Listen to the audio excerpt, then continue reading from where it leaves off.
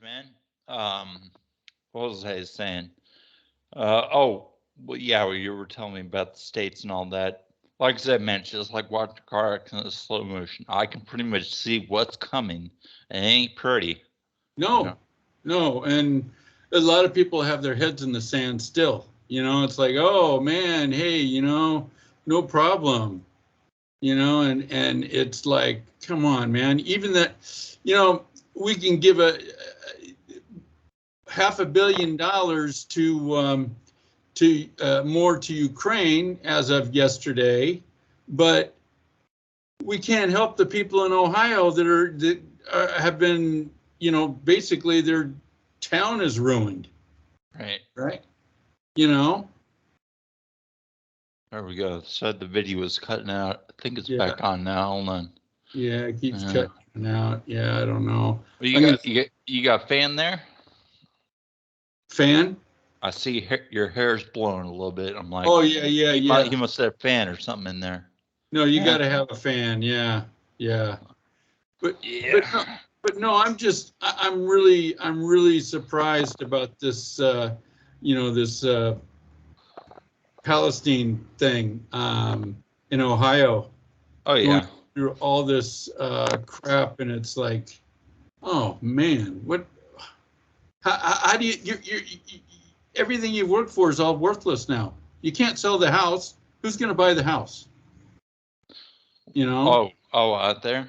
Yeah. Yeah. What's it going to have a half-life of 1,000 years or something? It's like all those chemicals and stuff. It's like, that's too bad. And they were there. The train guys were there offering $1,000 to each person. It's like, oh, right, yeah, that's gonna work. Yeah. So it's almost an insult, but Zelensky and Biden meeting, and there were reporters in that town all week long, and they didn't hear an air raid signal go off until Biden and Zelensky walked out of the door of the presidential suite. Right. There was no sound all week, and then all of a sudden the air raids go off. Mm-hmm. I mean, it's a lot of theater, man. Oh yeah, my. they got to pose with the cameras. It's like a very, very, very manufactured World War III they're getting us into. I mean, there's so much money in it that it all gets all this money that goes to Ukraine gets laundered, where if it goes to New Palestine or whatever, it doesn't get laundered. It stays in the community, right? Right. So it's not like it can go to there and then pass through and then come back to the politicians. So that's like Lindsey Graham and all those guys are all benefiting on this. Yeah. So, yeah. So how about you? What are you doing? I'm just talking to you right now. No, I'm well, to be honest, business it's better than it was. 2020, 2021 were horrible business-wise. I was making, I think I told you, I was making close to 6 figures in recruiting back in 2019. We're rocking boom, boom, boom. Then, of course, 2020, 2021, I probably drank like every night or every night. I drank so much, I used to get like sores on my arm. I don't know. Oh yeah. But you drink enough. Like if you drink every day, you're gonna start growing sores and stuff. I did. Of course, yeah. I slowed down quite a bit. I probably like Tuesday or yesterday, probably the third, fourth time this year. So I only drink maybe once or 2 weeks now, which is good. I mean, it really is just a straight up addiction at this point. Yeah. I mean, I said 2020. I didn't mind having some beers and being nostalgic, and watching the new Ghostbusters trailer and having a laugh or whatever, right? You know, but 2020 was fine. I enjoyed drinking then. 2021 was kind of I half enjoyed it half the time, and then half the time just like an addiction. 2022 is just straight up addiction. Yeah. And I only drank every once, maybe twice a week. And then, like I said, I've only drank 3 or 4 times this year because, again, it's just pure addiction. And Yeah. what's the point? And then you're hungover like hell the next day. Like, Oh, doesn't it? Oh, it's horrible, isn't it? It's I don't think there's much worse than hangovers because everything is black, everything is dark. Your job is dark. Your this is dark. Everything is horrible. Well, that's it. I mean, that's it.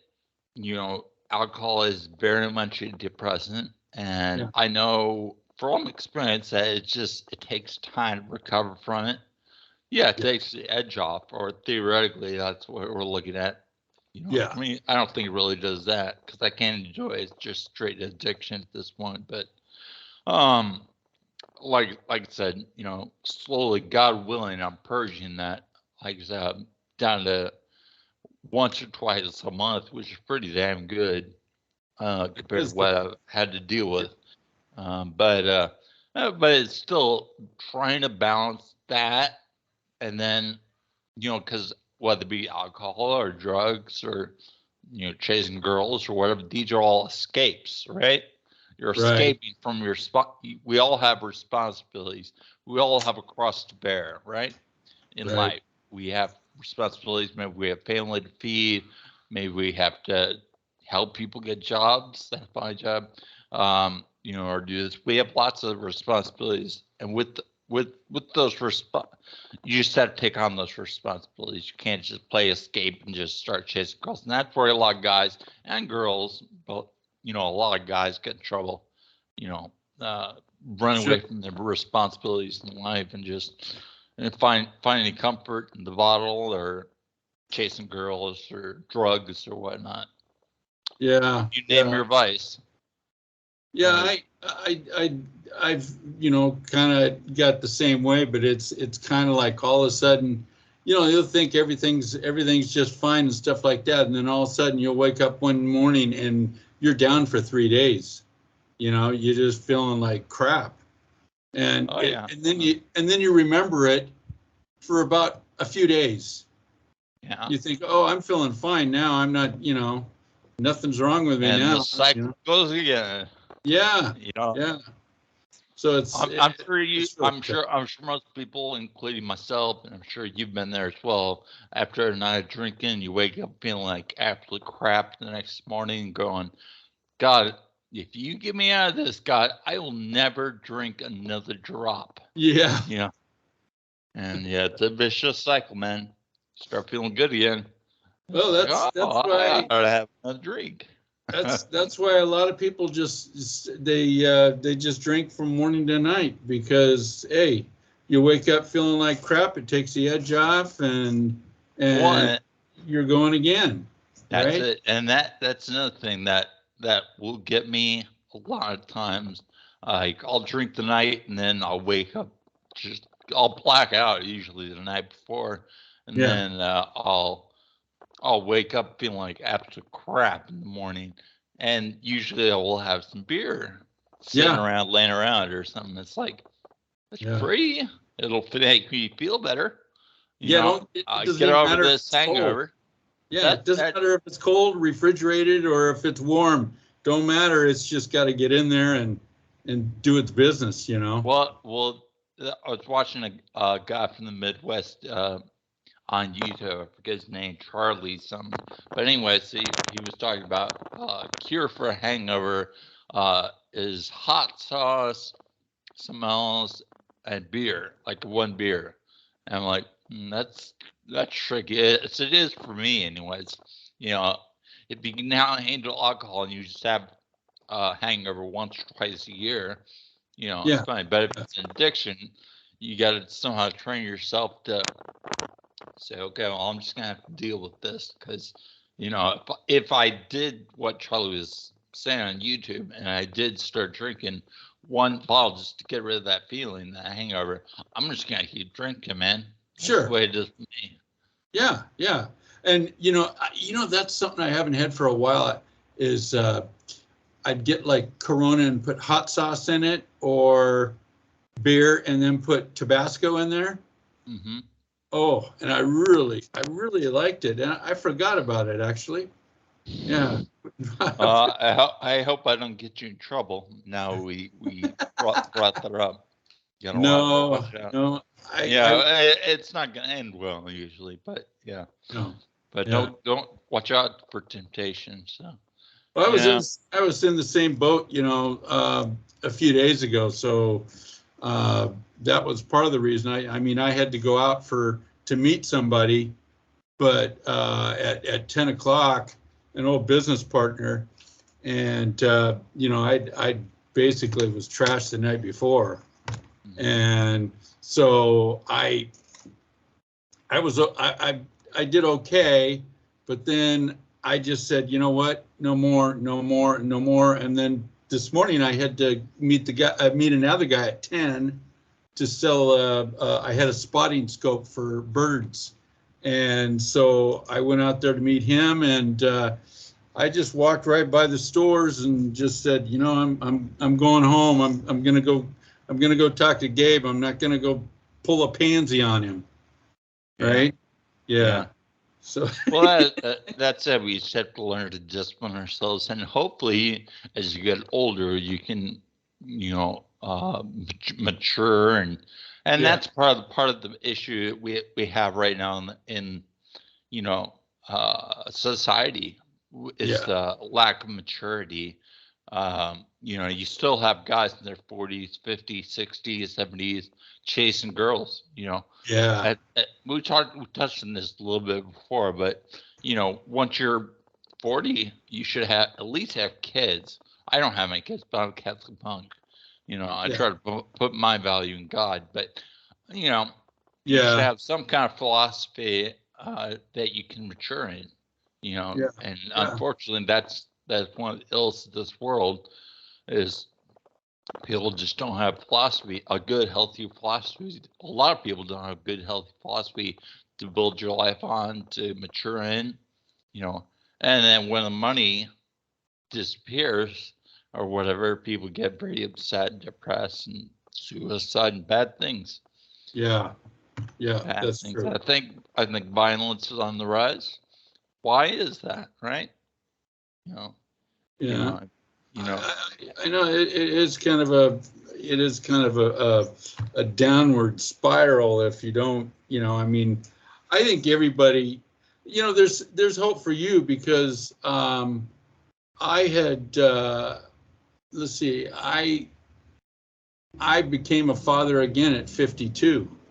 Mm-hmm. So I was a father at 23, and then and I already had a stepchild from her previous marriage that I raised, so that's 2 there in America, and then over here she had a stepchild also, but we had another one, so that's 4, so I'm just got to be, and that kind of, in a way, it does kind of keep it more down to earth than just going, hey, getting up and partying and doing this kind of stuff and act like an idiot. Yeah, right? Well, yeah, having a kid, having a child, psychologically having a child really brings you down to earth. Like, oh crap, I have these responsibilities. I can make sure my kids eat. I can't. That's the way it should be. Now, there are plenty of very immature guys out there that'll go, knock up some chick, have some kids, but they're still mentally, they're immature and they're still playing video games. And Thailand's full of it, man. So is the Philippines, I hate to say it, but it's and we've got, my wife will tell me something that she hears about on the news, and they're a mom and they're at 13. Mm-hmm. And it's like, oh my goodness, but then by the time she's 17, she's got 3. You know, it's like, oh my goodness. And then the husband, she gets upset with him and everything, so she finds some other guy and gets pregnant by him. You know, and then pretty soon it's like, oh my goodness. You know. Well, you know, it's all the traditions we've gotten away from that, you know, I said before, but you know, over less than half, 2000, the year 2000 was last year, where at least half of America would go to mass, go to church, right? That would keep Sabbath. That's one of the 10 things. And we've gotten away from that. We've gotten away from our morals, our traditions, whatever you want to call it, that we have hundreds, if not thousands, if not millions, if you're a big evolution of millions of generation, whatever. But now, you know, we let in a lot of these rogue ideas, homosexuality, you know, this and that, Right. that are just going to, you know, rampant drug use. Like, oh, well, you know, if somebody wants to put something in the body, why don't be mean, Gabriel? That's horrible. Yeah. You know, let them do what they want. If they want to kill themselves and euthanize themselves or whatever, yeah, who are you, Gabriel? And anyways, I'm like, no, we have to have some safeguards here in life, you know, for the preservation. You know, and I always say it's very much like prohibition. You know, the road to hell is paved with good intentions, right? Well, you know, with prohibition, we thought at the time, it'd be an awesome idea in America, but it turned out to be a really bad idea with all these gangsters and organized crime and stuff. Sure. We had to roll that back. Yeah. And unfortunately, that's what it's going to be. Or we just, you know, wipe ourselves out. You know, well, that's what they're trying to do, isn't it? You know, I mean, that's kind of what they're. I don't know what they plan, but I've heard even in the, I don't know if you've heard of it, in the Ozarks, where there is like hundreds and hundreds of miles of underground barracks. You know, it's in the Ozarks, they say. And they're underground bunkers. Okay. And then you remember there was a time there a few years ago when you were hearing about people had heard all these booms going off and the windows shattering or rattling and stuff, and that was like Midwest area and stuff like that. All these caverns were being built underneath or whatever. I don't know. I don't even know if it's true. Yeah, I'm from the area. That area, I've never heard of that, so yeah. I wouldn't put too much stock in it. But I would, if I were you, if for anyone, I would dust off your philosophy and make sure you're okay with the big man upstairs. Sure. And that's the best you can do, really. As long as you're taking care of yourself and taking care of your family and stuff like that, it's the best you can do, right? The world's going to do what the world's going to do. Unfortunately, we just have to deal with it and live in it, you know? As messed up as it is. Yeah. I had a really, really hard week because my bank screwed up and lost my money. And then both banks, one was here and one was in the US, and they were both claiming it was each other's faults until all of a sudden my US account finally just said, we just credited all the money to your bank and stuff, and we'll count this as this dispute over with. I don't know what would have happened, but they're not going to give away money. But that was kind of a time when it was like, gee whiz, man, this is when you really have to think about taking care of your kids and everything like that, when you just don't have any, didn't have any income. And teaching has gone down to like, I'm down to 1 student, 1, 2, 3 students a week. Yeah. I'm with you on that. I don't have online students, but One aspect of our recruiting business, one thing I do, 'cause we have a number of products that we functions that we do for people. We give out, we as schools teachers provide leads, less good source of income there, but we also assist folks. And I mentioned we do charge an application fee of $195. Yeah. If we can make commission, we will, right? But Right. we have way too many applications now. I just can't go with that old model. The old model, which we started this application fee thing about a year ago, just because we had to. But the old model was do everything for free and get paid when they get there. Well, unfortunately, like I said, I have too many applications, and there's not as much reliability in this world. So just because somebody applied for a job doesn't mean they're going to go there. Even in 2019, we still had, I'd say, about 70% of the people that signed up and signed a contract with the school, say in China, they actually went there and got our commission, and everyone lives happily ever after. But nowadays that was 70%. Still 30% would disappear, but it's pretty much flipped. I would say about 70% of the people that sign up will say, "Hey, Gabriel, thanks for all that work you did, but I can't afford a plane ticket, or I changed my mind, or I'm like, Yeah. okay, that's great, but I gotta survive here."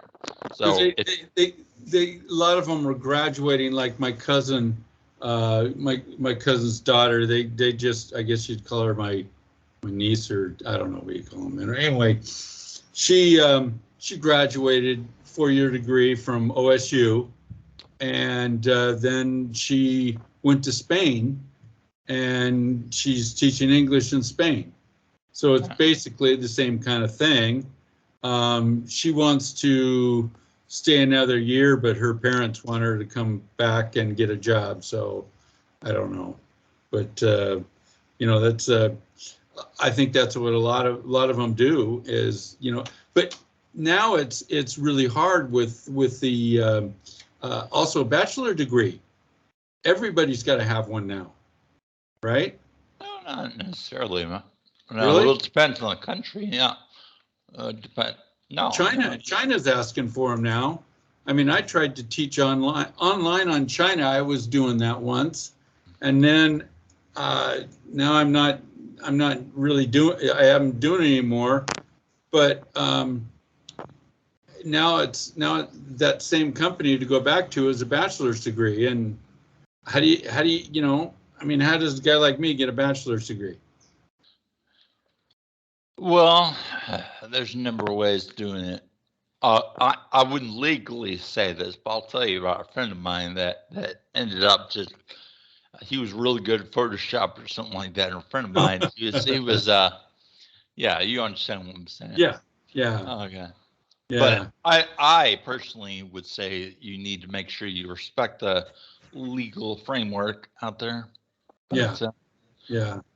but that's an idea. Yeah, there's a lot of them there that used to be down, like Kosan Road used to be just full of it. Now they cleaned that up. I don't know if there's any down there at all anymore. I don't think so, but I had people that would come over here and happen to stay at my place for a couple of days because they had to renew their degree or What? I don't know how that worked. But where was this, in Bangkok or where? Yeah, I had a few people come and stay at my house because, I knew them in Taiwan, and they were teachers and with a supposed degree. And so they would come to here and then go to Koh San Road and get the certificate again, so they could teach. But yeah.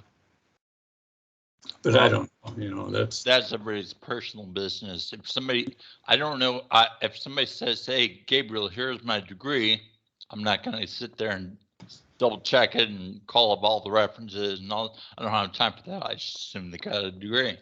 Yeah, I think that's the way it is with most of them. But like I said, it's like the Mission Impossible thing. If you're caught or captured, we're going to disavow all knowledge. I don't know who you are, what's going on. So that's the way I have to do it legally. You know, Yeah. and then going back to your point, about having to, even if you don't want to have a degree, that's why someone like myself makes the big bucks. But we always find where there's a will, there's a way.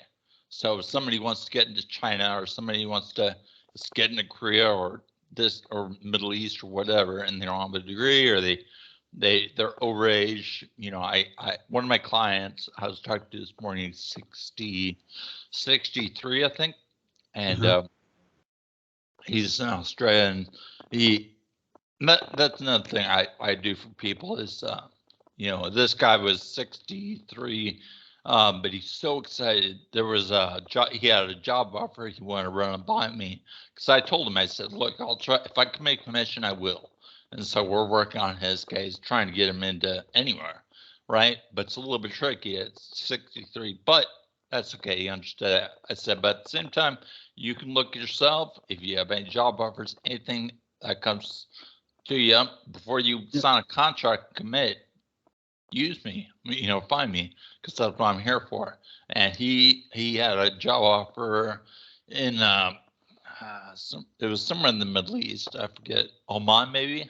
Oh, yeah. Oman, I think. But anyways, it was like for 4,800 a month, and free housing, all this stuff. Wow. Really good benefits, but that was the thing. From what I know, if it sounds too good to be true, it probably is, right? Yeah. And I was looking at the thing, and from what I've been doing this 15 years, from what I understand, it was a clear spam. Because so what they were doing, clear scam. But what they were doing was, and this is how they get a lot of people. These scams, they'll butter you up, make you feel real good, like, oh my God, $5,000 a month. It's $50 an hour. Holy crap, this is awesome. And then what will happen is that scammer, once they've built up your relationship, and it could be weeks, it could be months of talking to you. So by the time they're psychologically broken down, and I've been talking to so and so for weeks or months, and they showed me the website and everything and I interviewed with the school, what I thought was the school. I've seen a lot of people lose a lot of money. I had a guy, I think I told you about it, in Shanghai, or he wanted to teach. This is like a year ago when China was still closed. He wanted to get into China, and there was a school, quote unquote school, that came along and offered a job paying like $5,000 a month in Shanghai, and they said, we're the only ones in China that can get you in. We can get you a special diplomat visa and blah blah blah. All we need, we'll even book your plane ticket for you. All we need you to do is just wire us $2,000. We'll book your plane ticket for you. We're going to get everything sorted for you. You've already signed a contract. It's a great job. You love the school. The school is you. Just send $2,000. We'll book your plane ticket. And this guy, I've known these guys for weeks or months. Of course, I trust them. I've signed a contract. It's a great deal. So he sent them $2,000, wired it to them, and then they never heard from him. Yeah. So, and that's what they were doing to my Pierre, my Australian client. They were offering him like 4,800. It was a really good deal, a really good job, and he had his own. He was kind of on the fence. He was like, well, I don't know if this is legit or not, but I would like you to look at it. That's okay. It's fine. It's my job. So I said, no, it's definitely a scam. Yeah. And he was about to send him like 3,000 Australian dollars. So I said, at least I could have some solace and feel good about that. I said, save the man $3,000 and a lot of heartache, because that's a chunk of change, man. Right? Yeah. Yeah.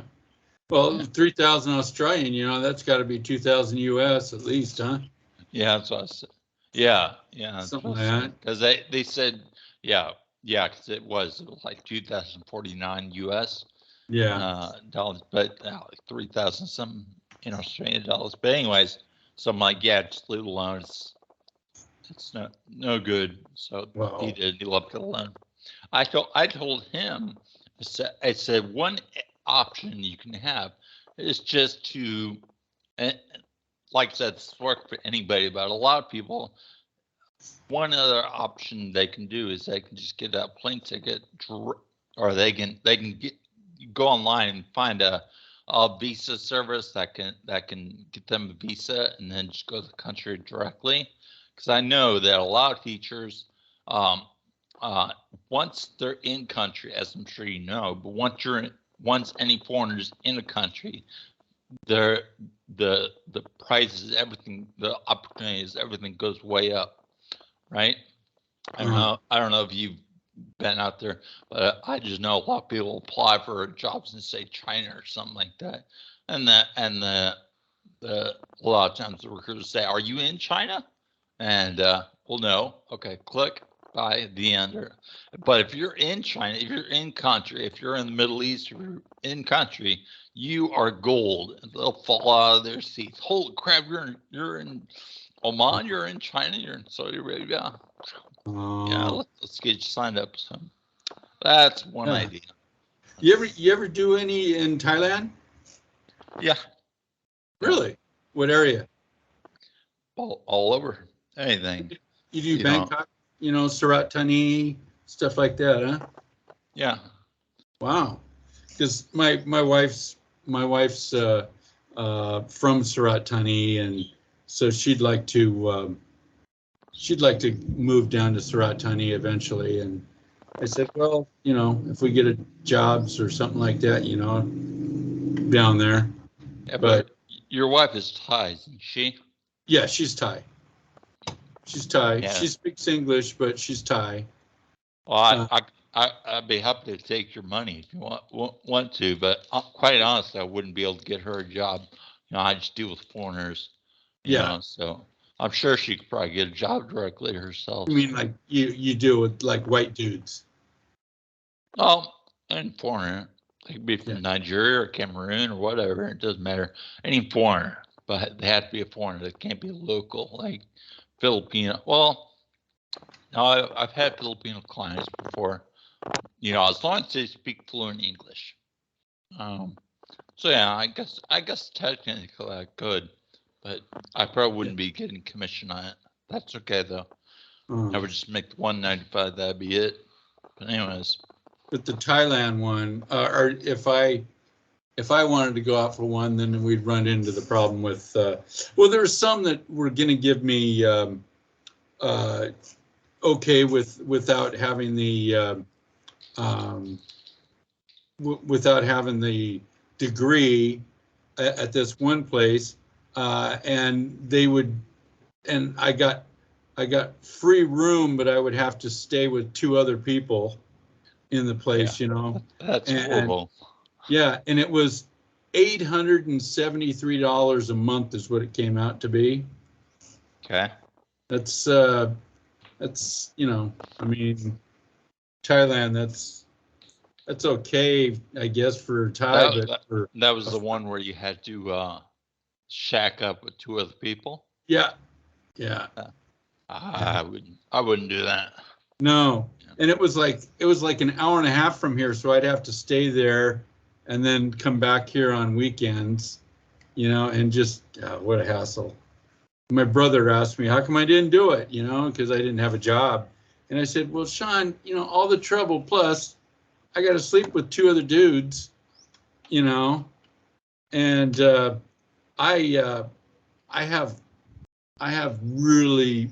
don't sleep well at night.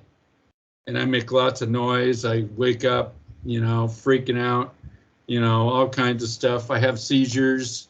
So my wife says, basically she says, I need to stay with you. You can't be by yourself. So anyway, but for $873 a month, I mean, forget it. I try to sell pencils on eBay, something like that.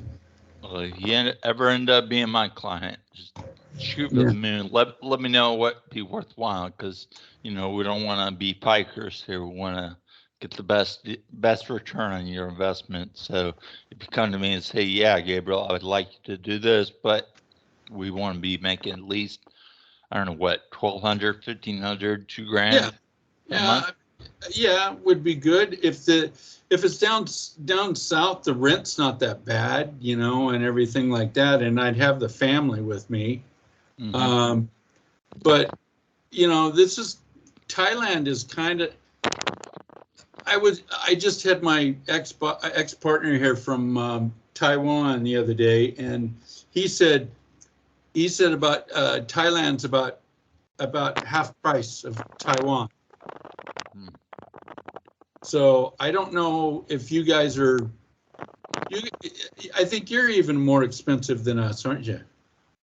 Oh, I am in the capital, so Yeah, well, so are you. yeah, yeah, The yeah. capitals are going to be a little bit more pricey. I don't, but for us, for Americans, it's extremely cheap Oh, it is. comparatively.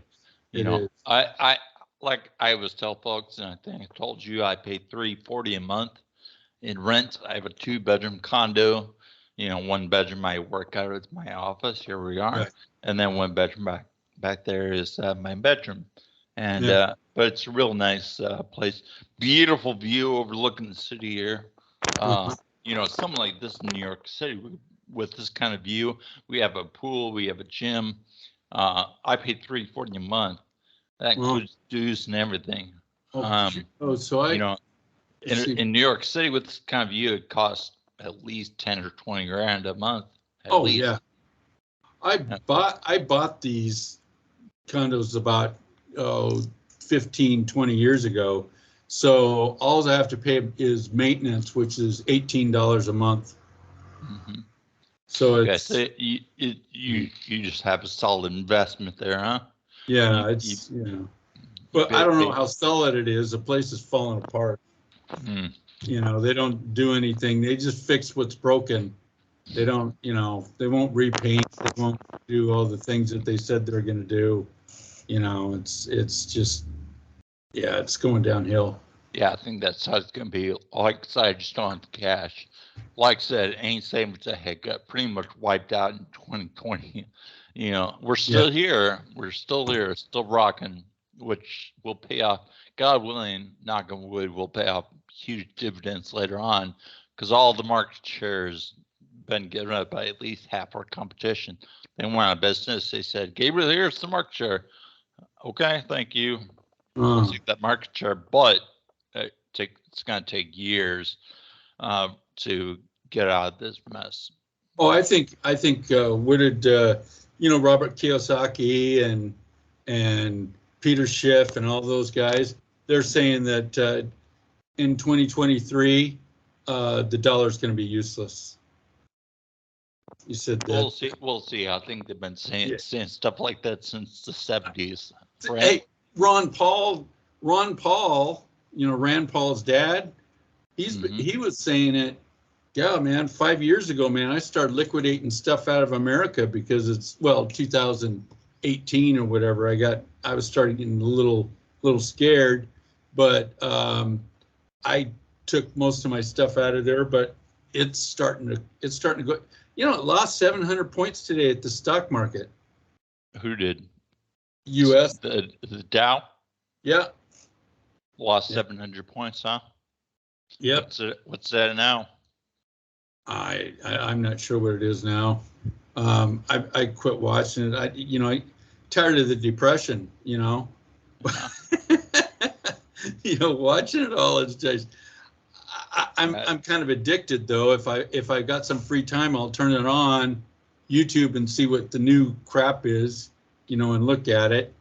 Watch all the Twitter execs get nailed for being stupid, and working with the FBI and all this stuff, but they aren't going to get in trouble. It's like it's just Man, yeah. that Dow Jones, my brother's a stockbroker, and he was telling me about that. They're sitting at 33,129. Should, yeah, it did tank. Yes, you're right. What did tank like What? seven or I think It was. I listened to Larry Kudlow. It looks like it tanked about 6 or 7. Yeah, yeah. Yeah. That's not good. But well, it's not good. And this is a very sheltered gauge on the economic health of the U.S. I think the U.S. is in far worse shape than what they're mentioning here. Oh, it's definitely. I don't even understand how it's. I mean, I just watch things like, and they say they're going to get rid of fossil fuels, and then I see all these car companies and all these people that are car collectors and airplanes and cargo ships and all this stuff, and I'm going, where's it all going to go? What are you going to do? You're going to run a cargo ship on electricity? I mean, bunch of idiots. And it causes more actual environmental damage doing batteries and solar panels than it does with fossil fuels. So I have no idea what they're doing. Yeah, well, I think this may be a little bit exaggerated, but I think I read somewhere that if you took all the renewable energy, like solar panels, stuff like that, took all the renewable energy versus fossil fuels, you took all the renewable tools we have at our disposal to produce energy, you could run the entire world for about 3 minutes a year on renewable energy. But that sounds about right. But then you see somebody like Elon Musk that says, "Oh yeah, you could run the whole world on solar panels if you took a state, like Kansas or something, and did all solar panels across the whole state. He said you could run the whole world." Mm-hmm. And it's yeah, maybe there's an idea to that, but if it ain't broke, don't fix it. And that's where we are in the world right now. We're all, let's go ahead and fix this thing, and we don't know what the consequences are. We don't even know. We don't have. We don't. We want to slowly implement it, but again, with the panic in the media and stuff like that, people are just like, no, let's just do it all real quick right now. Let's outlaw farms. Have you seen that in Europe? How they're like all these cows are producing methane, and that's ruining the environment. So let's close down all the farms. That's not going to end very well either. And that's your food supply. Do you know that they're in like the Netherlands and stuff? They're banning tractor parts, replacement tractor parts now, so that people have to go and jerry rig and fix their own tractors and stuff like that because they can't get parts. And it's like, what, man? I mean, what's their whole purpose? Their whole purpose is just depopulation, pretty much. Well, there's always like I was saying before, every human being on the planet is either a man or a woman of God or a man or a woman of Satan. Yeah. And we all know that God, I don't want to get off on a huge religious twist here, but God created the earth, blah blah blah. He gave us these rules, and thus love your neighbor, and thou shalt not steal. Most people can get on board with most of his 10 commandments. These are pretty much just basic tenets, right? But we've fallen away. And it says in the Bible, it says God has his day, Satan has his hour. I would say, again, I would say about the last 200 years, we've been slowly losing our values, very slowly. It wasn't until in 70, the wild 60s and summer love and all that crap, hippies and all that in the 60s, and then make love not war, all that crap, peace. Then 70s and 72 was it? We started killing babies in the womb, and we started and we got rid of the gold standard. That's not aging very well these days, right? No. What is that? 50 million kids? 50 would be 50 million taxpayers, right? Yeah, that's right. But but no, just bring in, open up the borders and let the people across that aren't going to pay taxes, or just going to have, agricultural jobs where they get paid by, in cash anyway. But that's why they're going to go to the digital currency. So then they can control all that. I don't know how that's going to work, but I don't know. It's hard to say. Well, hey, we've been on here 46 minutes, and I'm probably going to need to cut this thing down. I'm trying to figure out. I got my children's book done, okay, and I got it illustrated and all this stuff. I did it all in Designer into PDF.